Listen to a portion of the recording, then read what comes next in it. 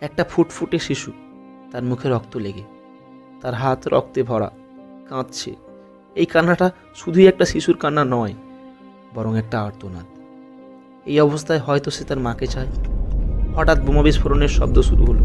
একটা বোমা এসে পড়লো ওই শিশুটির পাশে।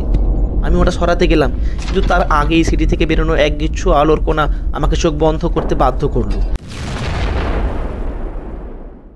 চোখ বন্ধ করতেই সব শব্দ শেষ। আমি আর চোখ খুললাম না। ভাবছি, চোখ খুলবো নাকি খুলবো না। শুনতে পেলাম একটা শব্দ।